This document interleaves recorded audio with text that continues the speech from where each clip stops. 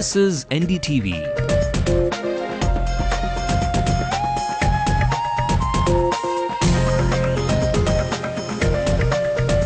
And you're watching Ndtv-Hindu.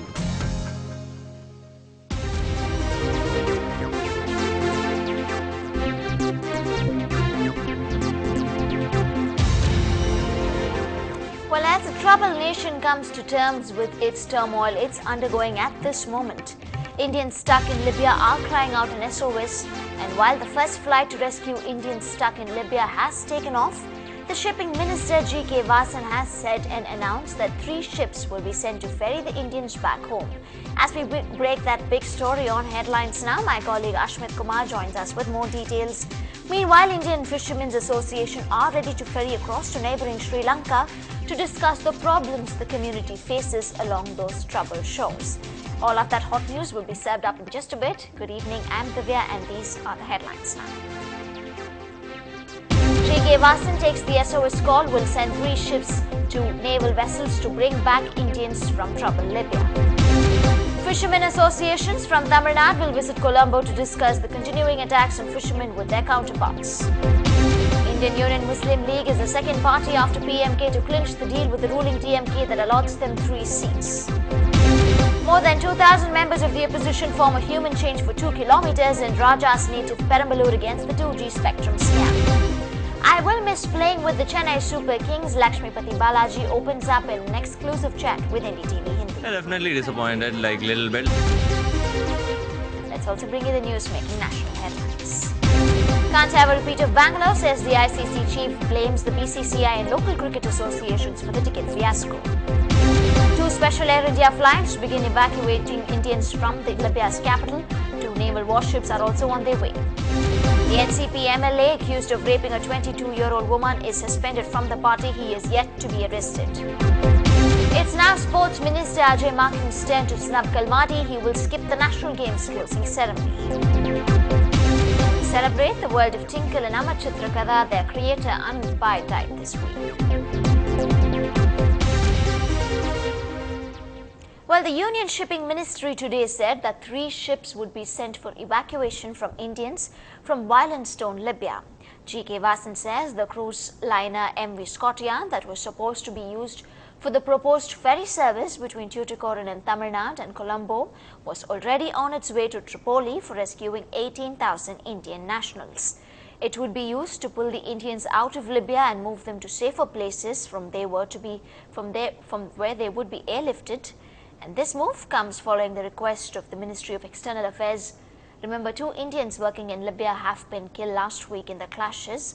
One of them, in fact, is from Tirunelveli. Efforts are also on to bring his body back. And for more details on this, our reporter Ashmit now joins us live. Well, Ashmit, what exactly is the plan of evacuation? Well, the government, Divya, seems to have developed a comprehensive plan, a strategy to actually bring back the Indians, the evacuation plans. To begin with, there are 3 planes that have been sent to Libya for evacuating a few people by air. Out of the 3 aircrafts, one is expected to land in Delhi. Meanwhile, the state arrangements on its parts is doing the necessary work to make arrangements so that people living in Tamil Nadu, residents of Tamil Nadu, can actually make that transit from Delhi to Tamil Nadu. But that is not alone. In fact, as you mentioned earlier, the shipping minister G.V.K. Vasan has made announcements about 3 ships heading towards northern Africa in Libya. Out of those 3 ships, 1 has already left the country. 2 will be leaving more. 2 more will be leaving to actually help all these Indians which have been stuck in Libya to actually bring them back to here in India. Now, also keep in mind that the situation in Libya is very tense. In fact, there are also reports that some of the Libyans have already, some of the Indians living in Libya have already fled to the neighboring country of Tunisia. So again, tensions galore, but the government does have its evacuation plans in place. Right, Ashmit. Thanks very much indeed for joining us with those details. While those plans are on, the first flight with Indian nationals is taken off from Libya. According to airport officials, the flight carrying Indian nationals from Libya took off at 4:10 this evening. It is expected to land at New Delhi's IGI airport around 11:40 tonight. 2 Air India flights left for Tripoli early this morning from Mumbai and New Delhi. The Indian government has said it will operate 2 flights a day out of Libya for the next 10 days to evacuate its nationals. And on the ground, the Libyan forces loyal to Gaddafi attacked anti-regime protesters with machine guns and rocket-propelled grenades at a mosque, leaving nearly 100 people dead. outraged Western nations to prepare to slap sanctions against Libya. But undeterred by the brutal military action, protesters who have gained control of several eastern cities advance closer to the 68-year-old Gaddafi stronghold of Tripoli.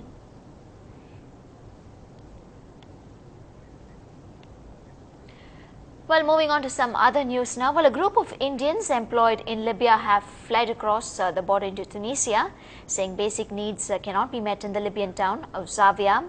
This town has seen heavy gunfighting between the forces who are loyal to the Libyan leader Gaddafi and his opponents who want to end his 41-year rule.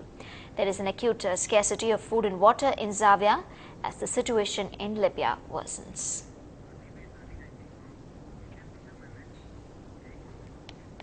And while moving on to some other news back in the state, the Indian fishermen who are facing problems along the coast now have decided where the government has decided that a delegation of the fishermen associations from Tamil Nadu will visit Colombo for discussions with their counterparts.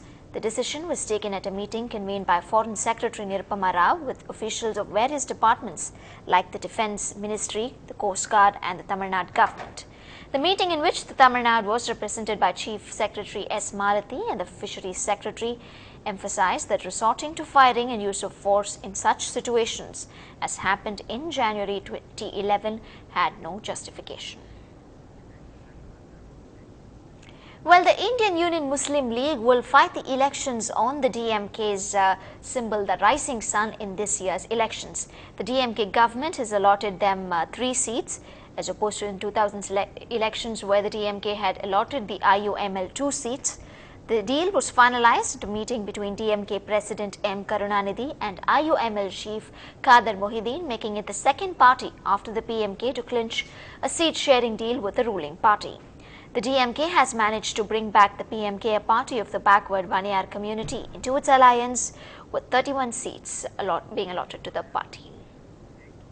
Well, but the ruling government, the DMK, is yet to clinch the deal with Congress even after 2 rounds of seat sharing between the 2 parties have been over. Now, with them facing a deadlock, the talks will now move on to a 3rd round. The 75-minute long talks between the Congress and the DMK at Anna Arivalayam last night turned out to be an anticlimax after both the parties failed to arrive at a consensus. This is the 2nd round of seat-sharing talks between the 2 parties. As the DMK patriarch Karunanidhi himself made an entry in the midway of talks, rumours of a deal being sealed started doing the rounds. But it was just that, rumours. We have appraised our stand and they have appraised their stand to us. Now we have to take forward today's meeting and the proposals to our High Command. That is 1. Number 2, like Congress, the DMK will take forward their position to their leader. Ndtv-Hindu has learned that the Congress has demanded for a power sharing and a common minimum program for a coalition government in Tamil Nadu.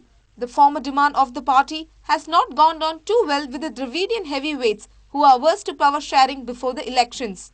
But the Chanakya of Tamil Nadu politics sure knows how to play his cards right.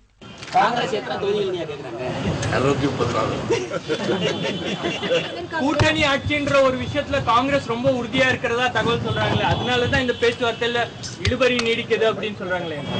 கற்பனை.